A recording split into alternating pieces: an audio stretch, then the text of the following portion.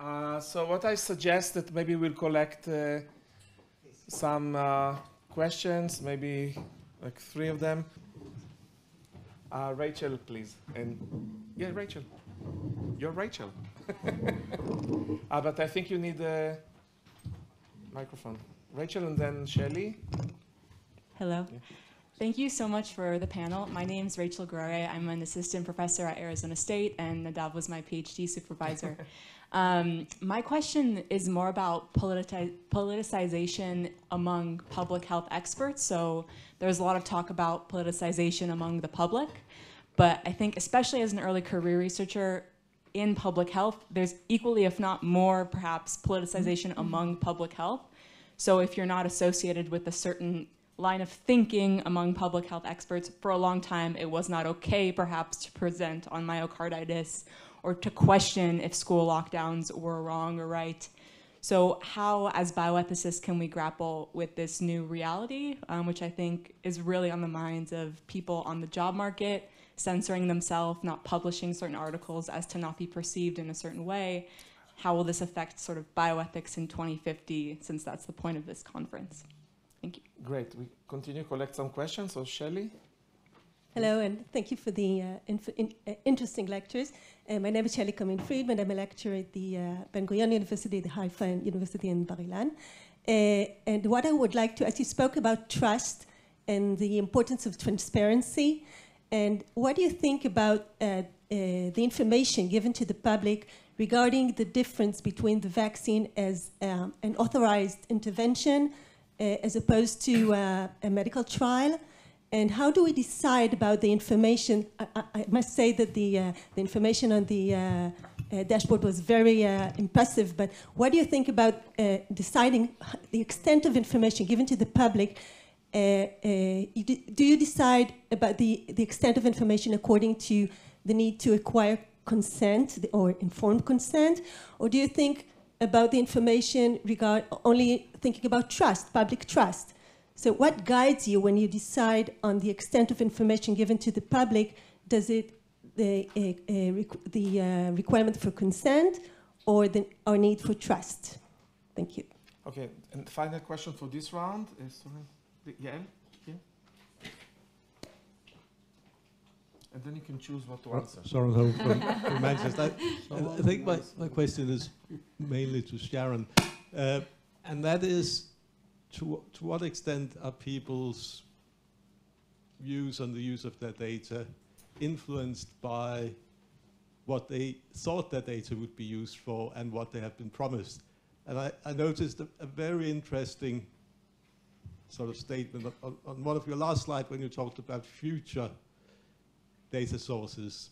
You mentioned closed-circuit television, but in the name of that, it is implicit that it's not shared.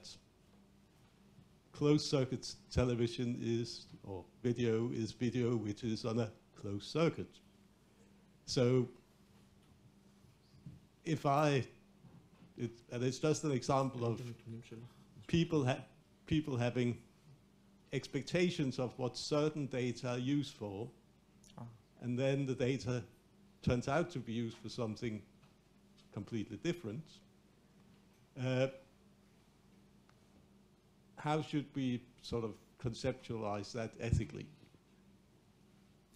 I maybe want to add on that, and it's related also to Shelley, I think maybe it's a similar question.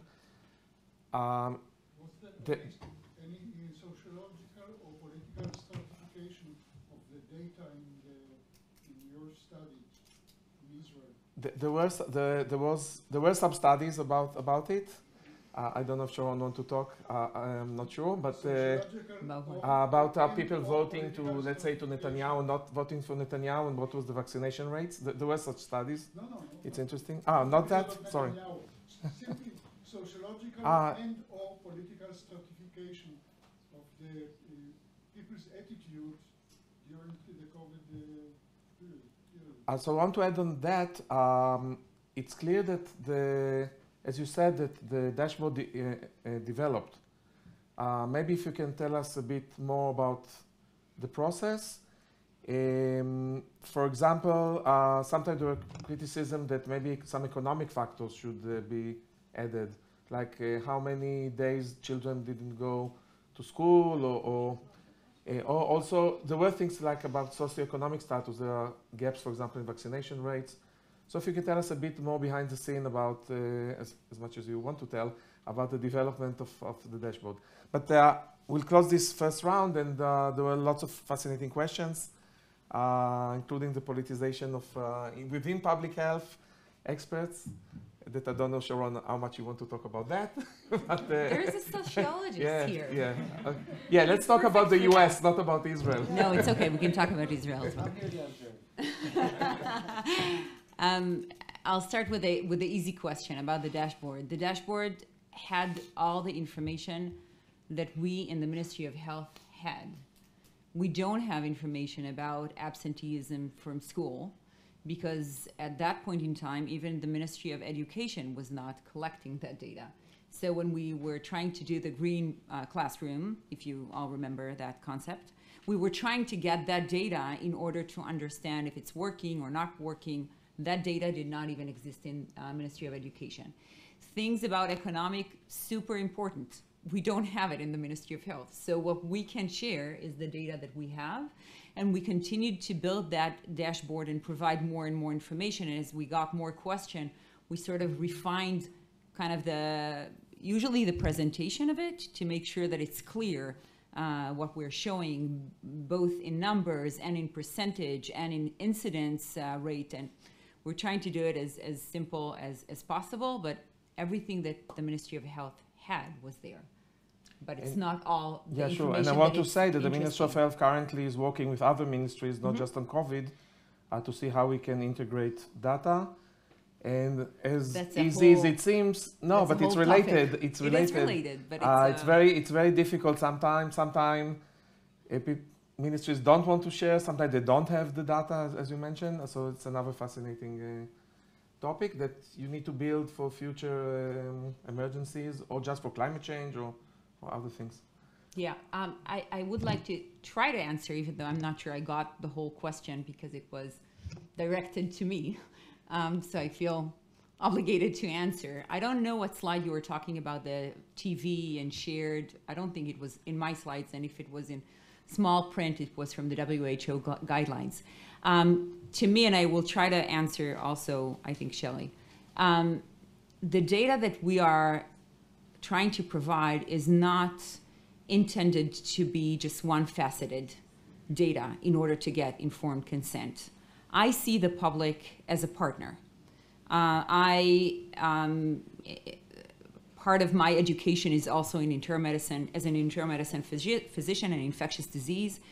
And the role of a physician sitting with a patient, answering their questions, providing them their data in order to get to some consensus of how to move forward, even if you don't need to sign an informed consent. But this is the discussion. This is something that we need to be able to do in public health, and it's obviously much more challenging because it's the public. You can't really talk to them, and we don't have good platforms to do that. And this is one of our plans for 2023, is to develop those platforms of discussion, of being able to get questions from the public and answer them. And we also need to remember that it's not one public. There are different publics that we need to adjust to or answer their questions, and they may have different concerns. So I don't see the data that we are sharing as trying to give you enough data for shared informed consent, but giving you all the data that we have transparently so you can make your decisions, so you can ask your questions, so you can be partner in that work with us. So that in that, obviously there are some things like individual information that we cannot share. So when we providing information out there, we can't give data on numbers that are less than 5 because it could be identifiable. So if you go back to the guidelines of surveillance, one of them is risk minimization. Make sure that we don't provide something that someone can identify that we didn't mean to. But I think it's basically that, making sure that people have the information that I have to make my own decision as a person, I would like others to have in the public and not try to filter what I think is important for them. I'm not trying to patronize them. I'm trying to provide them the data. Thanks, Sharon.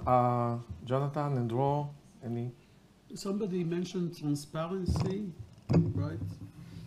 I think that we don't realize that transparency is going to many directions.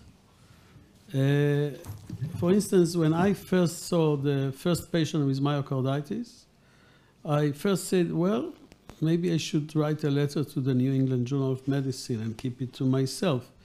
But then I said, no, I must report it cautiously because I don't want to panic everyone.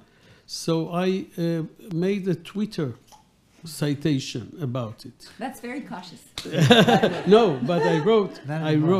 And then the next day, Arutz 12, the TV was in the department and wanted to do a review, interview with the patient and me. The next day, I received a call from the New York Times. We heard that in TV there was, so could we write about it? I said, I am not sure that this is related to the vaccine, but if you want, you could. And then she wrote to me, after 2 days, my editors decided not to publish it because it is not sure, maybe. So there are many layers of, the TV, the New York Times, me as a doctor, or whatever. And I think that we have to remember that somehow, without panicking, we must be transparent. Because finally, if we are not transparent, it will act against everybody. Jonathan? Well, we should talk to the guy who runs Twitter and make it transparent, I think. That'd be good. So wonderful questions. I'll just say two quick things. One is about information. Wonderful question. I think about this a lot because we had a similar experience in the U.S. where we had dashboards from Johns Hopkins and Washington and other places. And I was doing my research in the South, and people would be like, I'm not taking the vaccine, or I don't think COVID is real, or China virus, whatever. And we would say, like, look, here's the information. And people would just say, look at the information, or here's the information about how vaccines were working. And I don't know, I'd already spent 5 years researching this. So I knew, like, that is not going to work. And the reason I knew that is because when I did my research for dying of whiteness, for example, I would start initially to tell people, like, here's the Affordable Care Act. Here's what it'll help you pay for. Here's how it will help your finances. And halfway through my spiel every time, they'd be like, let me tell you about the Affordable Care Act. And then they would tell me, like, they knew much more than I did about the Affordable Care Act. They knew more than my friends in New York who were on the Affordable Care Act about it. So it wasn't like they didn't have information. It's just that they were interpreting that information through an entirely different paradigm. For them, the paradigm wasn't communal participation. It wasn't prevention. The whole concept of prevention in public health depends on, like, we get the information, then we make the informed choice, but it's turned upside down, at least in the US South, where it's all about individual autonomy, distrust of government, all these kind of things. And so it wasn't about information. Information is not neutral. And what I argue is you actually have to understand the other paradigms through which people interpret information if you want to talk to them. That's kind of what I was trying to get at here is it's not like I'm saying we should reinforce racism, but I do think it's important if, like, our goal is to get everybody to wear a mask or to get a vaccine or whatever, you have to speak to people in their language. That's what we're going to try. And so there are other paradigms, and I just think we jump too quickly to, at least in the US, to prevention language, and not realizing that it's very politicized. But the other paradigms are really complicated because they're almost antithetical to public health. And then I would love to do this study with you, actually. I think it's a brilliant idea. And I'll say that the book I'm writing now is about, I like light topics like puppies and flowers. And the book I'm writing now is about mass shootings in America. And it's like this divide where I guarantee you, I know there are public health experts who are gun owners, but they can't really say it, because it's like, if you're public health, you have to be for gun control and stuff. And I always want to know, like, what do you really think when you go home or something like that? And I just know in my class, like we have this huge class, COVID and Society, and we're teaching people about the pandemic, but then they write these diaries, and half the students in the class will be like, we need to teach people about vaccines, but I have a number of students who are like, this makes me realize the government is out to get me for sure, like the same information. And I'm sure it's the same. It would be so interesting, and I think it would actually be useful for public health to see. So let's do that study if you want to, once you do all the stuff you have to do for your job. But it would be really interesting to see about, to see how polarization actually, because we assume public health is this monolithic thing, and that's where we've gotten into trouble in the past. Okay, Efrat? But you need a microphone, I think. So thank you. Thank you all for the interesting talks. I wanted to ask Sharon something. It was very interesting to me about surveillance versus research. And surveillance has other meanings too. And I think there was a little bit of a confusion between informed consent and a license to do research. There are many types of research that don't require informed consent, especially for big data or aggregate data, let's say. But they still require due process in terms of the certification or allowance of research. And we spoke about this earlier during the day, who has jurisdiction and who needs to get approval for research. And I was kind of wondering whether you think the state has a carte blanche in this respect, so that, in fact, any information that the Ministry of Health has does not require IRB approval because it can be framed in the sense of public health surveillance. So do you think there are any limits on that? And if so, what are they? Sharon, we'll collect 2 more questions. And, Sure. Okay. Chagai? And, okay, and Jonathan later. Hi, I want to further develop the discussion on transparency. So, Sharon, you well presented the case for why public health surveillance was crucial, and Israel actually aided the global efforts. You did not mention the agreement that the Minister of Health or the government of Israel had with Pfizer. Mm-hmm. And according to this agreement, one thing is that we committed to supply the vaccine as quickly as possible in the agreement. And also there was a timely weekly or not weekly meetings with Pfizer where the content was not fully transparent to the public. So in retrospect, could we do something different? Could we be more transparent in order to keep better trust from the public, and which was used by anti-vaxxers, as we unfortunately know? Thank you. Thanks. Jonathan, and then we'll have Thanks.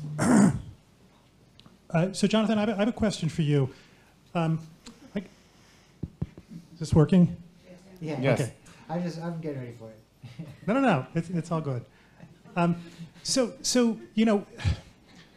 I know in political science there's this concept of people are talking about calcification. This idea that political parties are so deeply polarized and entrenched that there's sort of nothing you can do to kind of rattle people out of their ideological positions or their networks. I guess I'm wondering, the data that you presented with a summary of it, it looks like it's mostly from focus groups, which strike me, I'm not a methodologist, but it strikes me as a forum in which people are offering their opinion in a public setting where they're probably getting some perception of social approval or, et cetera.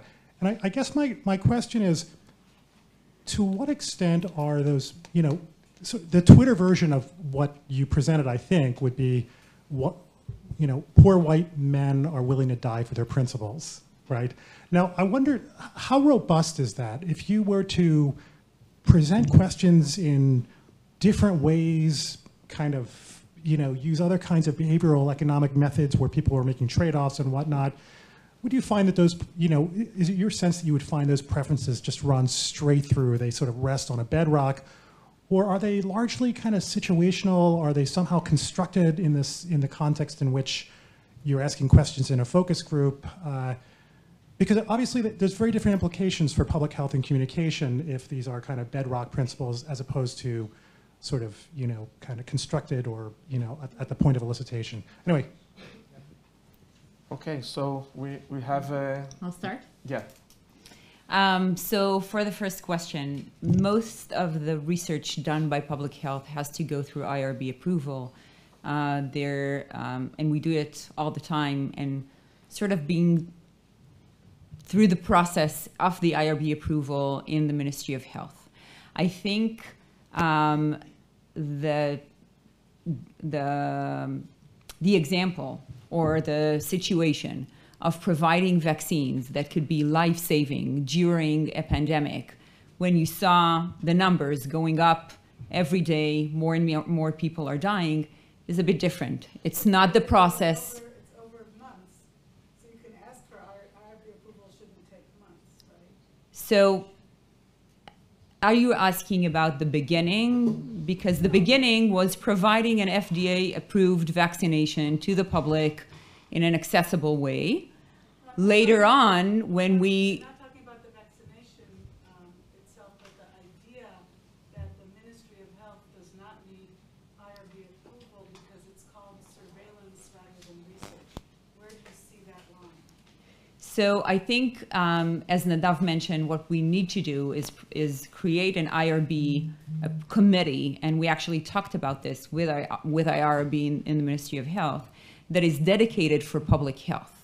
Because what is happening is most of the people in the IRB committee are people who are used to judging research on a clinical basis. They actually we sat with them several times during this time. It's not like we said IRB is not part of what we need to do. We were sitting with them trying to figure out how to make things in the best of ways. And I remember the example that someone gave me is when you do a brain procedure, she was either a neurologist or a psychiatrist, when you do a brain procedure on 10 patients and you implant something on their left brain or their right brain, you need to get IRB approval. And I'm sitting there and it's like, we're talking about public health surveillance. There are special guidelines that I just presented that are different. We can't look at it as clinical research. And so I think the best way is to create a public health IRB committee that looks at this with the lens of guidelines for public health surveillance. I don't think that there doesn't need to be IRB and we can do whatever we want. Part of the guidelines for surveillance is to have some sort of ethical approval. What they said is that in an outbreak emergency situation, you don't need informed consent, which is fine. But the IRB part is important because we do want ethical committee to view what we're doing, and we have done this in many things. In many all the research that was done was actually presented to the IRB, and all the things that we are doing now, we are presenting to the IRB and getting their approval. So I think the only thing that was not done was at the beginning, when first the vaccines came, we didn't reach out to the IRB committee because that was not even conceived as a research. This was a countermeasure, first of a kind, in a pandemic when people were dying. And so later on, many things were presented to the IRB and got their approval. I just want to say that we are -1 minute. Okay. So maybe like so I'll just answer sentence to Hagai, yeah, and sure. then a short, very brief, or I'm sure that both Jonathans can also fight again about political science and yes. I'll do it in 1 minute. Sharon. I'll start with the ending. I'm sure that things could have been done better in many ways, but I just want to emphasize that the Pfizer data sharing agreement was the only thing that allows us to do this vaccination campaign, because otherwise, in the middle of January, which was about less than a month post the initiation of the vaccination campaign, all the vaccines would have been gone. We wouldn't have vaccines to vaccinate the population. So that part, you all need to know. So we can sit and say, how come you did a Pfizer agreement? The only reason to do this was to make sure that Israel would be able to give vaccination to everyone who wants it. There was nothing in the agreement talking about the speed in which we would give the vaccination. We did not did not sign on special times in which we would give the vaccination, because honestly, we didn't know what the compliance would be of the public. We didn't sign that Pfizer vaccine would be the only one given. Nothing in this agreement talks about that. The only thing we said is that we give aggregative data that is available also in the dashboard, but we'll give it to them on a timely fashion, either every 2 weeks or 1 week, depending on the status, and would meet with them. And yes, part of the agreement said that the first or the important data that comes out, we need to be co-authors on this in order to make sure that they would make sure that we are not bullshitting, that they're seeing the data and they know it's legit. That's everything in there. And all the data that was sent to Pfizer was actually sent or put on the website. And when that was released, people said, well, this is everything you're talking about. There's more in the dashboard than in the Excels that were sent to Pfizer. So I think there's a lot of hoo-ha on this, and I totally understand, because it's the Ministry of Health doing an agreement with a company. But I think the main thing is to know we wouldn't have been able to vaccinate, to allow people to get vaccinated as needed, as they want, without this agreement, because mid-January, we wouldn't have been able to vaccinate half of our elderly population, not just the at-risk. So we would have been able to vaccinate half of the 60 and above population with the purchasing agreement that we had with Pfizer. We didn't have enough doses. Thanks a lot, Sharon. 30 seconds, Jonathan. 30 seconds. Yeah. Let me tell you about my life. No. You know, first let me just say that I understand there's a causal question there. For the book, focus groups are easiest for the talk. I do a lot of quantitative analysis in the CDC database, WISCARs, and there's a lot of data in dying of whiteness. But I will say that if I was going to make a theoretically causal argument, I wouldn't say that attitudes are causing outcomes. I would say that attitudes lead to structures which produce outcomes. In other words, so many people in Tennessee felt the way these men did, and they kept voting every time Medicaid expansion would come up, they would not vote for it. So in a way, the attitudes led to structures that were then leading to these outcomes. It's kind of a stop in between. I'm a structuralist, and so that's kind of how I think. I will say two quick things, which is one, when I would ask these men, I was really transparent about my research, and I would say, you know that you're going to die if you don't get health care. And more often than not, and this is like 2014, 2015, they would say, well, that's a trade-off I'm willing to make, because what I care about, I heard this answer so much, is that we retake the Supreme Court and we expand the Second Amendment and we outlaw abortion. They saw this as kind of a bigger fight that wasn't just about health. Health was only one outcome. And they, like, who's laughing now, right? And so in a way, there was an ideology that they felt like they were foot soldiers in this. And I don't think public health really grasped that. And then the last thing is, for the current study, you're the first humans who have seen any of that data. It came out 2 days ago. But we're going to, and Nadav doesn't know this, we're going to do a comparative project with Israel and see how polarization works in different geographical contexts. I think that would be pretty interesting too. So. Perfect. Okay, thank you so much. It was a great panel.